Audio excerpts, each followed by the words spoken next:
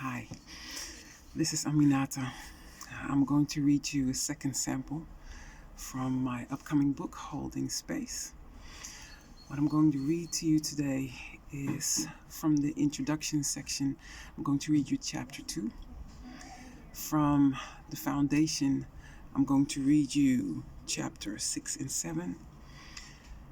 I'm going to read you the prelude to the beginning and the first chapter in the beginning.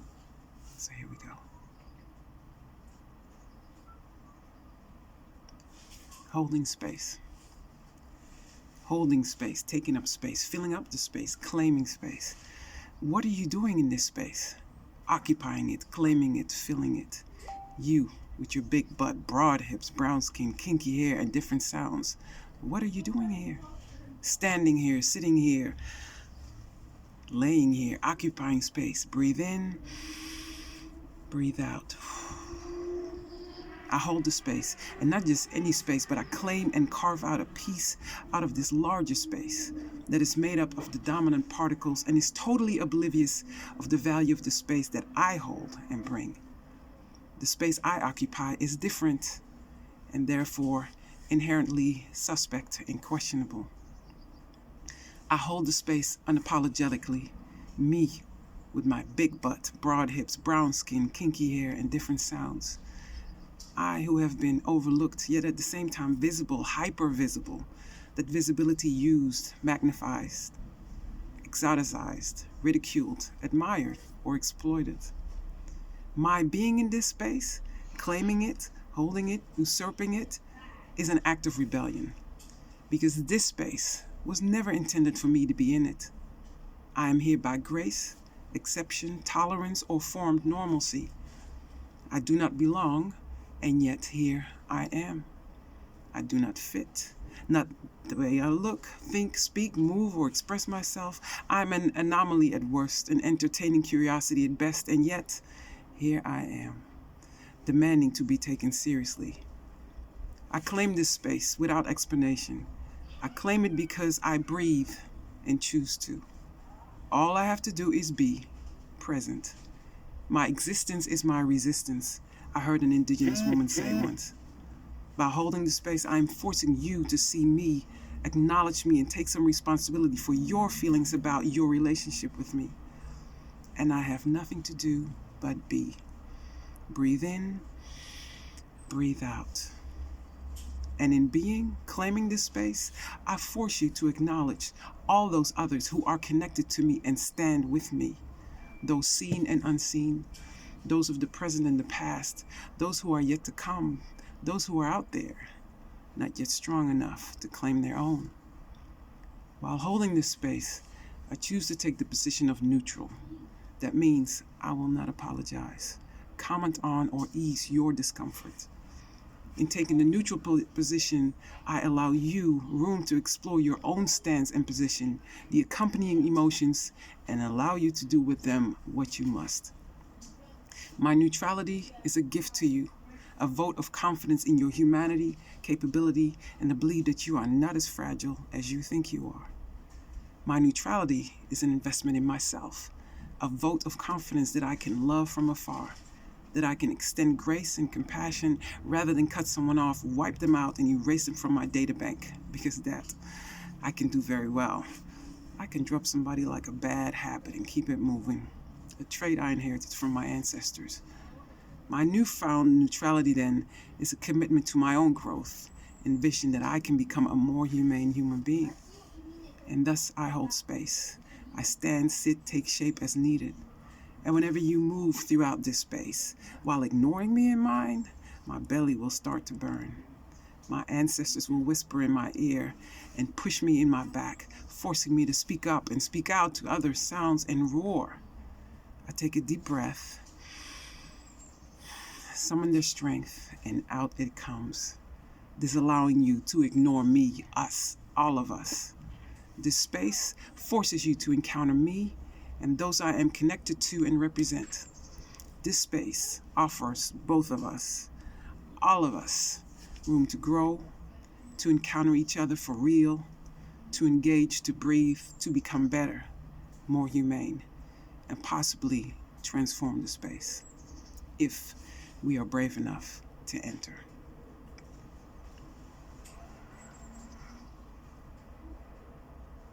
From the foundation, holding the space in spite of.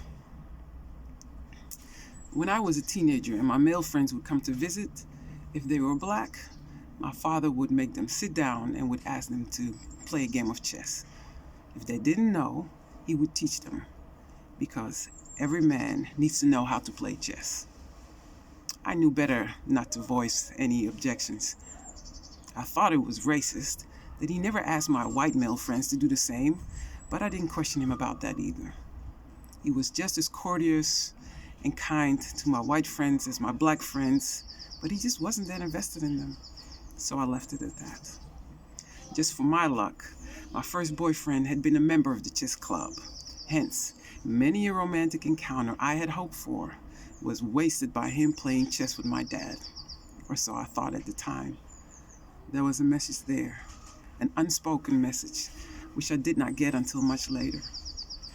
Similarly, one night, I must have been 7 or 8, he woke me up from my bed and made me come and watch TV, something unheard of. We watched a documentary about South Africa and how black people suffered under apartheid. To this day, I remember that people had to have passports in their own country, that they had to get off the sidewalk when a white person would approach them, and that the garbage truck workers would have to run constantly because the truck would not stop and wait for them. The injustice of it all made no sense to my young mind. I remember just crying and crying as he held me. He never explained anything. Then he put me back to bed and tucked me in. Apparently, he thought it was important that I knew. There was a message there, which I did not get until much later. When you walked into our house, my father would sit to the left, in the corner, across from a TV, and with a chess computer in front of him. We were the first in the neighborhood with a VCR. He loved Disney animated movies and would heartily laugh at Tom and Jerry. The only time I've ever seen him cry is when Kunta Kinte was being beaten for not wanting to say his slave name in the TV series Roots. It was a monumental event, both Roots and watching my father cry. My father was sick.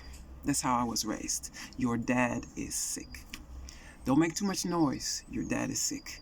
We probably can't do that because your dad is sick. We hardly went on family vacations because Dad was sick. The sickness was always present. It was our normal. Weekly visits to nurses, doctors, clinics, extended hospital stays. I still have certain feelings about being in a hospital, having spent so much time there as a child. Like my mother, my dad grew up poor. Only he grew up in the city, not the countryside. When he got hit by childhood diseases, mumps or rubella, there was no money for medical care. He survived, but had a damaged heart as a result. As an adult, he had a stroke, which left him half paralyzed, but he eventually recovered. He had more than one heart attack. One actually I witnessed, as I was the only one home with him at the time. He ended up with 3 artificial heart valves. He would show me his zipper, and as you sat close to him, you would hear the ticking of a watch, which was actually his heart. In spite of this all, he worked at the university in the publishing department. He loved writing and books. When his health prevented him, he would work half days for as long as he could. To this day, when I visit the Free University of Amsterdam, I have special feelings going inside that building. He was a member of the community chess club and would play multiple people at a time. Often we would come home and there would be strangers, newfound people who we had invited to play chess. Amazingly, he never complained about the weekly shots, the regular prodding, or his incredible health regimen. Instead, he taught me about pride, commitment, the arts, and loving Black people. He was the one who read stories to me and sang Surinamese songs to me. He was the one that taught me how to read at age 2. He was the one that inundated us with classical music as well as Stevie Wonder. We dreaded the classical music, but we put up with it. something I appreciate now. He was ever so patient, but determined that I learn. There were things he wanted for me, like he wanted for the black young men that entered our house. I can see that now. His heart finally did give in at age 50. I had been in the US for only 6 weeks when I had to return for the funeral. The man that laid in the coffin did not resemble my father at all, and I am glad that image did not stay with me. What has stayed with me is his stoic presence, his stubbornness to live and claim space and recognition in spite of the poverty that denied him good health, or the messages about black men and fatherhood. He was here. I made sure that he contributed lessons about self-worth to me and so many others. Grand Tangipa, thank you for your demonstration and never giving up and persevering for as long as you could. May I be as determined and committed to walking a decent path in spite of anything that may come my way.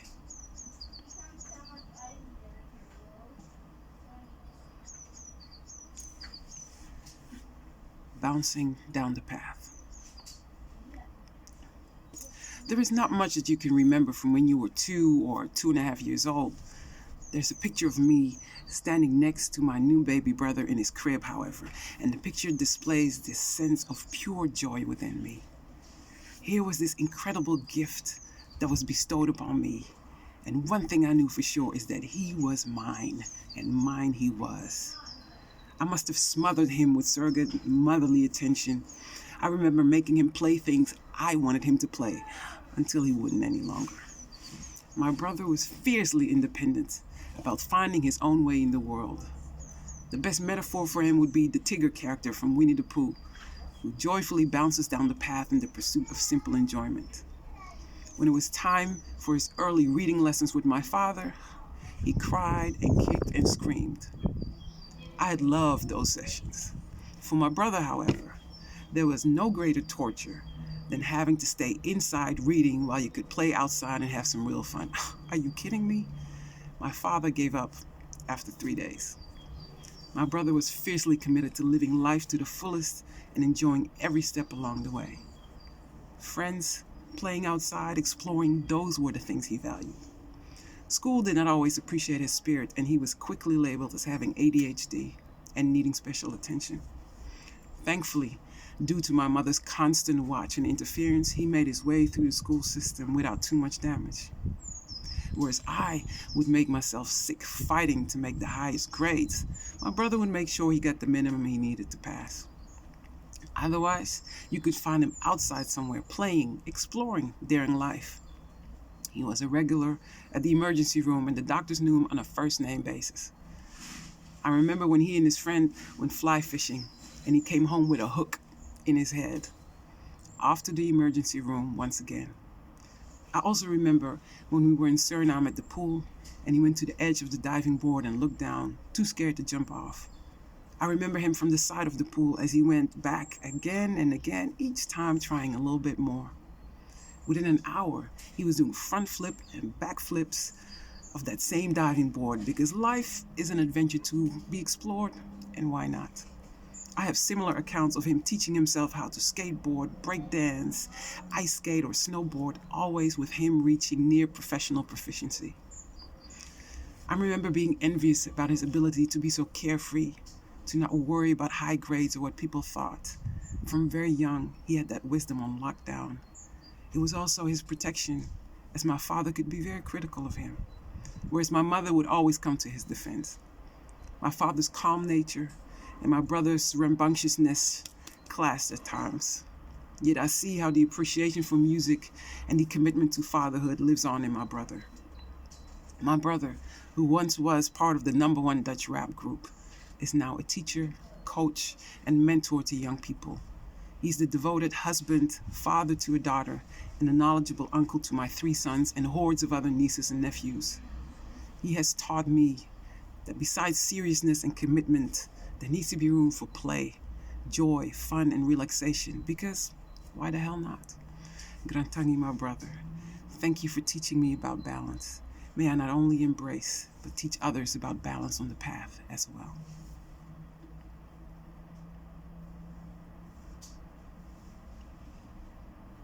beginning. In the beginning, she created the earth, moon, sun, and the stars.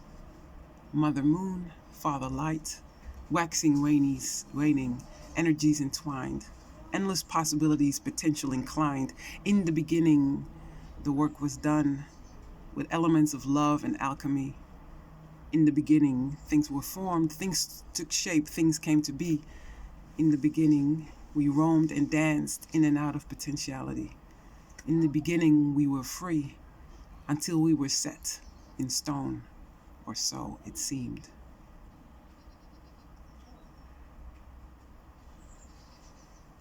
About the D word. The year was 2007, and my firstborn was accepted at the top arts university in the US. Actually, he had been accepted at each of the 3 he applied to. He chose the top one. I tried in vain to steer him to another one that was cheaper and closer, but he wanted that one, so I let it go. It would be at least a 10-hour drive to this university. Of course, my godmother, Zambia, was part of the trip. She and her husband both were going to come with us. I didn't bring my other 2 boys, ages 8 and 3, because I needed to have all my attention for my son.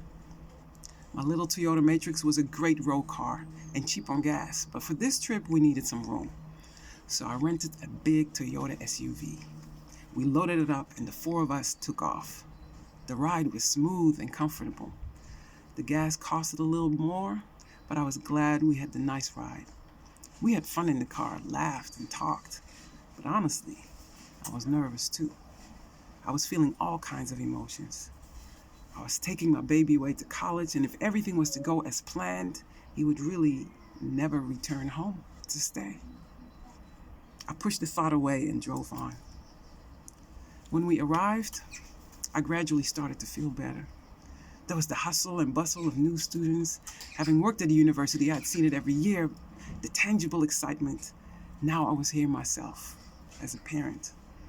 We stood in various lines for registrations. Each time they would address Zambia as my son's mother and me as his sister.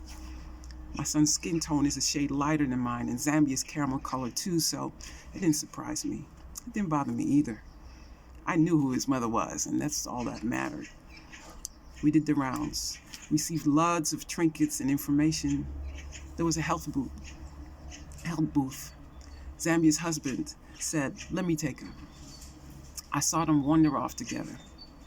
He took him straight to the bowl of free condoms and told him to grab some. They had some more private men talk that I wasn't privy to. I was glad there was a man there. A few weeks earlier, I'd asked several of the men in the community if they could have a ceremony for my son. He was about to go out into the world and leave the nest. As a woman and a mother, a single mother at that, I'd given him everything I could to get him ready, but there were some things he could only get from men. Therefore, I asked them to do whatever they felt was needed to send him on his way. They showed up and did their thing.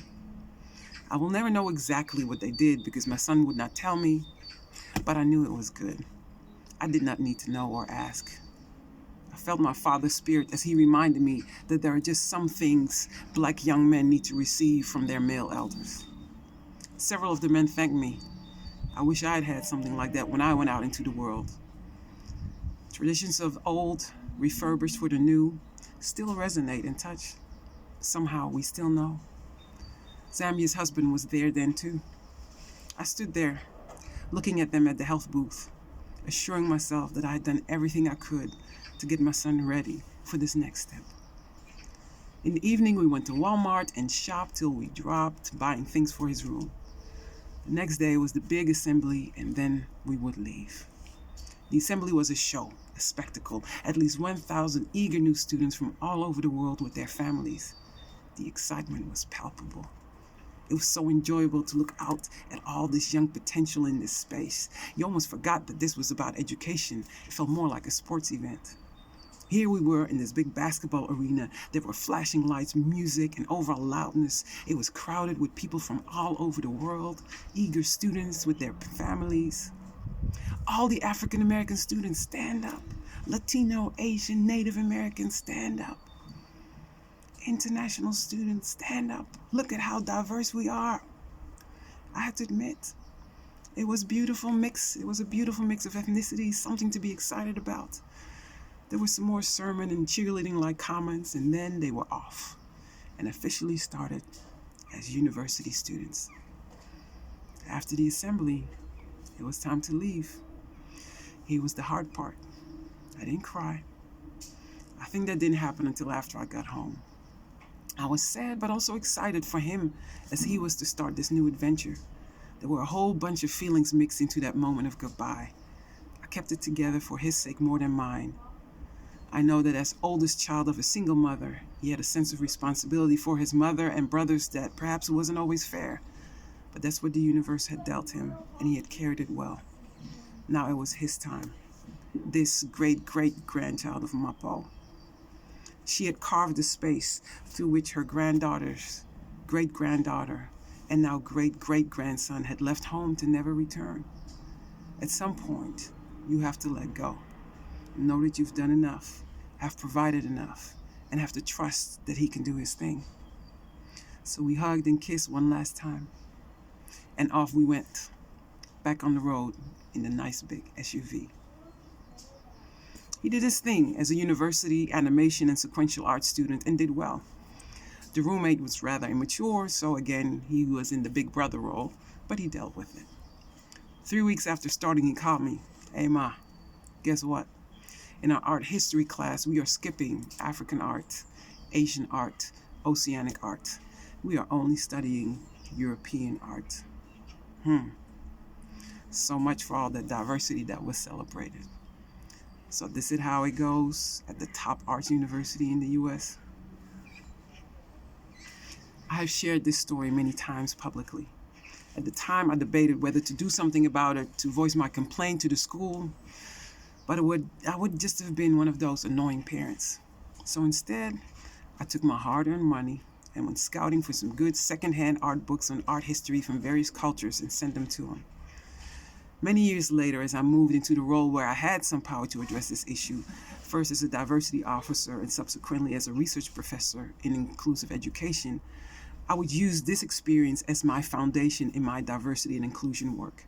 You see, just because I didn't act at that time didn't mean I wasn't going to act. Sometimes you have to wait, be in that space of incubation, and be patient until the time is just right. Now, I use my son's story to illustrate the underlying nature of diversity and inclusion. We see what happens when out of a range of stories that are present in the space, a particular story keeps rising to the top as being more important, more valid, trusted, unquestioned, and so on. In this particular example, by choosing only European art history to be taught and skipping the others, the university sent a message that only European stories were valid, or at least highly favored to be studied. And why? We don't know why. Well, more importantly, we tend not to question why. It is the norm, and not just in art history. Out of all the stories, the range of knowledge representations, one keeps rising to the top as dominant, most valued, important, exalted, the go-to, the obvious, exalted story, default story. There's nothing wrong with that particular story. European art history is a very interesting and worthwhile story to be studied. What is wrong is what happens to those other stories, and inherently the messages students receive about those other stories. Those stories become less or not valid, overlooked, silenced, marginalized, ignored, unimportant, ridiculed, extracurricular, if we have some time left over stories, and more and more. Being different from the norm then automatically means less. And not only did my son not learn about his African heritage in the arts, neither did any of those other students either. This is the pattern that has become the norm.